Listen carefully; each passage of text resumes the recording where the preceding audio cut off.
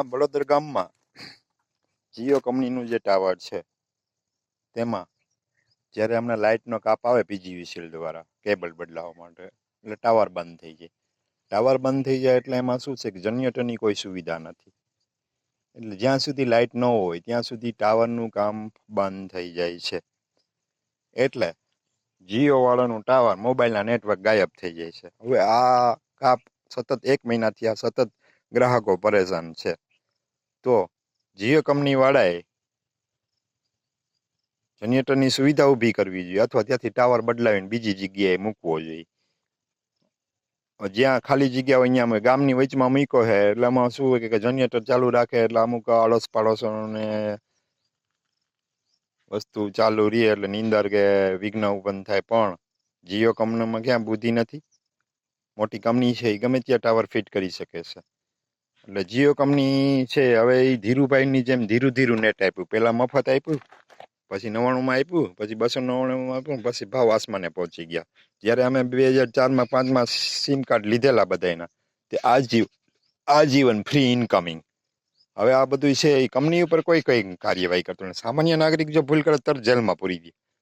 એટલે આ ભાઈ મોદી સરકાર છે એ ખેડૂત ઉદ્યોગપતિની છે એ પાક્કું થઈ ગયું છે. એટલે ભાઈ જીઓ કંપની વાળા છે એ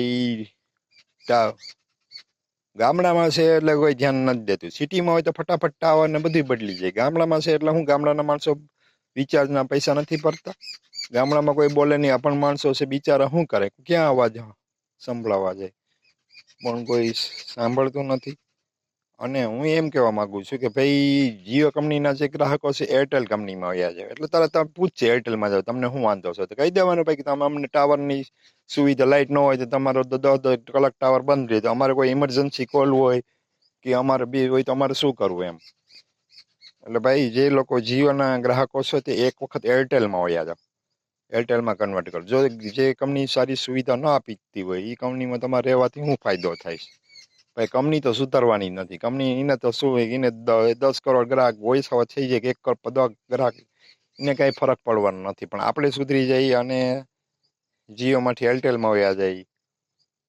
પાછું એરટેલ વાળા એ જ કર્યું કે જીઓના ટાવરમાં પોતે ફિટ કરી દીધું. પોતાનું પર્સનલ ઓલું નથી કર્યું, ટાવર ઊભો કર્યો. એટલા બધા કંપની છે એકબીજાથી મળેલી છે અને ગ્રાહકને લૂંટવાનું ચાલુ રાખે છે. કે 28 દિવસનો મહિનો હોય, 28 દિવસનો મહિનો એટલે વર્ષના 13 મહિના થયા. 1 મહિનાનું આપણે રિચાર્જ મફતમાં મળે એમ છે, છતાં 1 મહિનાનું રિચાર્જ વધુ પૈસા લઈ લે છે. છતાં કોઈ સરકારે એના પર એક્શન લીધા? તમારું જરાક હોય તો તમારું તરત એક્શન લઈ, લાઇટ કનેક્શન કાપી નાખે કે બધું. તમારે જરાક ભૂલ હોય તો તમને તરત. આ બધા પૈસા સરકારને મારે એટલે કંઈ સુવિધા મળવાની જ નથી ભાઈ. તમે ગમે એટલા ફરિયાદ કરો ને કે જીઓ કંપનીમાં ક્યાંય કસ્ટમર કેરમાં ફોન કરો, 198માં ફોન કરો, ભાઈ તમારું ટાવર બદલાવો અથવા. અને ભાઈ આ મિલી ભગત છે સરકારની જીઓ ટાવર વાળાની. એટલે કોઈ દી ભાઈ મુકેશ અંબાણીનો મિત્ર છે, પછી અડાણીનો મિત્ર છે મોદીનો, એટલે મોદી ઉપર તો કોઈ કાર્યવાહી કરતો નથી. જરાક કોઈ આમ આદમી પાર્ટી જરાક વિરોધ કરે જરાક જેલમાં ઘુસાડી દે. ભાઈ તમે આને ઘુસાડો ને જે ખોટું કરે છે એને. એટલે અમને જે જીઓના ટાવર છે એને અમે ખાસ ઓલું કરીએ કે ભાઈ તમે હું એરટેલમાં વયા જાઓ. એટલે આપણે ઓટોમેટિક તમે અમે ફોન કરશે કાં એરટેલમાં આવ્યો ત્યારે કહી દો ભાઈ તમારા ટાવરની સગવડ નથી અમે એરટેલમાં વયા ગયા. બસ. મારો વિડીયો ગમ્યો હોય તો લાઈક કમેન્ટ શેર કરજો. આવજો, બાય.